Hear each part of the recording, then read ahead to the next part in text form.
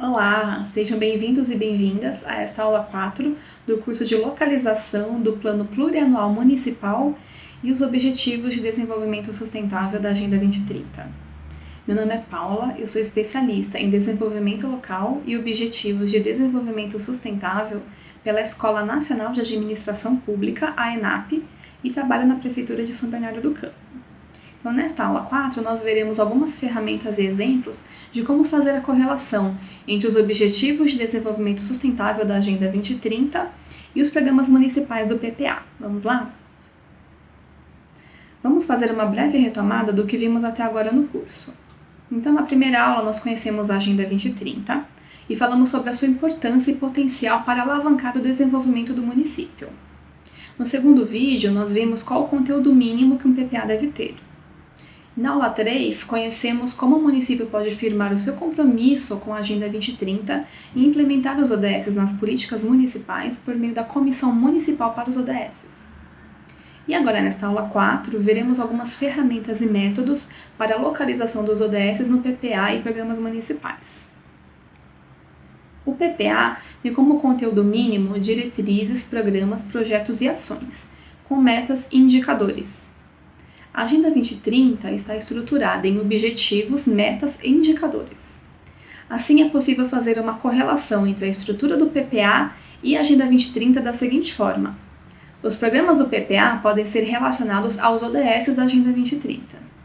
As metas e indicadores do PPA podem ser relacionados às metas e indicadores dos ODS da Agenda 2030. A correspondência pode ser tanto a partir da Agenda 2030, ou seja, a partir dos ODS, formular os programas que atendam à agenda.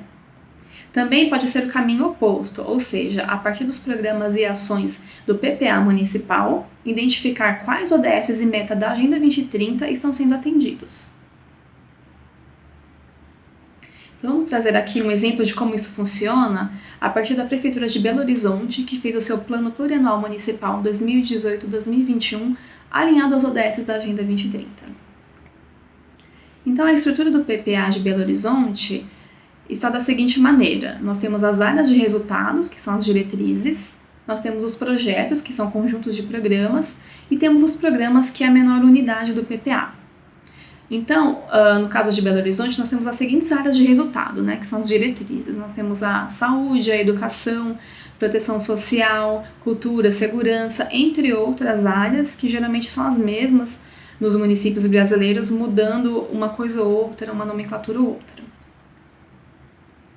A partir dessas áreas de resultado são desenhados os programas. Então, nós temos aqui o relatório sintético de programas, né, do PPA de Belo Horizonte, e nós vemos que para cada um dos ODS da Agenda 2030 foram relacionados os programas que atendem.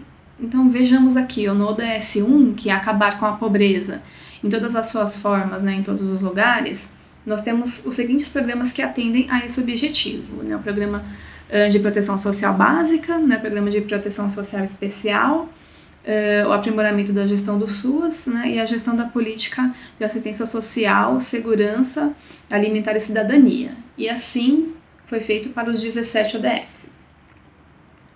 Vamos agora observar aqui o ODS 11, que é tornar as cidades e os assentamentos humanos inclusivos, seguros, resilientes e sustentáveis. Então vejam a quantidade de programas do PPA para atingir esse objetivo. De fato, esse é um ODS que conversa muito com o planejamento municipal, né, porque ele trata das cidades. Então, vamos colocar uma lupa em um desses programas, que é o programa BH Inclusiva, Segura e Cidadã. Então, olhando para esse programa de uma forma mais detalhada, nós temos o relatório analítico, né, de programas, onde nós temos aqui para o programa BH Inclusiva, Segura e Cidadã, os indicadores para monitoramento. Como eu falei, o PPA tem indicadores, os ODS também têm indicadores, então é possível fazer essa correlação. No caso aqui desse programa, o indicador escolhido foi o percentual de extensão da rede cicloviária implantada em relação ao viário total. O tipo de índice é percentual, o índice de referência é 1,60, e a data de apuração, né, o ano base, foi 2016. Então, o que isso quer dizer? Que de cada 100 quilômetros de viário que existe no município, no caso do índice ser 1,60, quer dizer que 1,6 km tem que ser de ciclovia.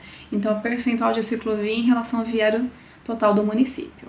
Tá? Então, em 2018, né, o índice esperado era aumentar de 1,60 para 3,40% de ciclovias no município, ou seja, de cada 100 km de viário municipal, 3,4 km ser de ciclovia. Isso foi aumentado para 2019, né, o segundo ano de vigência do PPA, para 5,87% do viário, em 2020, 8,10%, em 2021, 9,91%. Tá? É muito importante trazer fontes de dados municipais. Nesse caso, a fonte de dados é a Empresa de Transportes e Trânsito de Belo Horizonte. Um outro exemplo é a Prefeitura de Gravatá, no Pernambuco. Eles fizeram um quadro sintético com os programas, metas e indicadores alinhados aos ODS da Agenda 2030.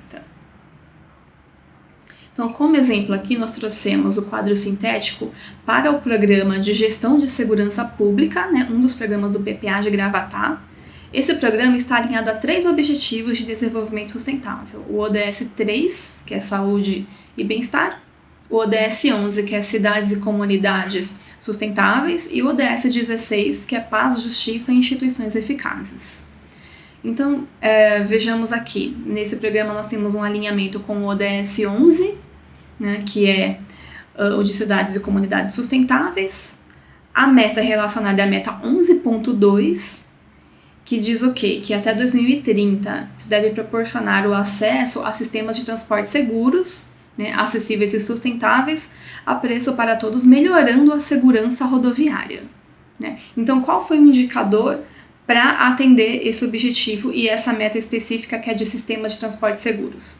É monitorar aqui, no caso, a quantidade de acidentes de trânsito obtidos por boletins e laudos. Né? O valor de referência, né, que é sempre traçado a partir de um diagnóstico municipal. Então, aqui o valor de referência foram 324 acidentes no ano de 2017, e para o PPA 2018-2021, a meta foi reduzir em 2018 de 324 para 292 acidentes, e assim sucessivamente até chegar em 2021, que é o último ano de vigência do PPA, chegar a 213 acidentes de trânsito. Então, as metas aqui foram reduzidas, né, ao longo dos anos, reduzir a quantidade de acidentes. Um outro ODS aqui relacionado é o ODS 3, que é saúde e bem-estar. A meta é a meta 3.6 desse objetivo, que é reduzir pela metade as mortes e lesões por acidentes de trânsito. O indicador escolhido pelo município foi a quantidade de vítimas fatais em acidentes de trânsito. Né? Então, esse dado já existe no município. Né? Ele foi, em 2017, um valor de 93, o total de vítimas fatais no município. Em 2018, a meta foi reduzir para 84, e assim sucessivamente até chegar a 61 vítimas em 2021. Essa é a meta projetada. Um outro ODS aqui relacionado é o ODS 16, né, que é paz, justiça e instituições eficazes, a meta 16.1, que é reduzir significativamente todas as formas de violência e taxas de mortalidade em todos os lugares. Né? Então, qual que foi o indicador que o município escolheu? Quantidade de pessoas encaminhadas para o hospital.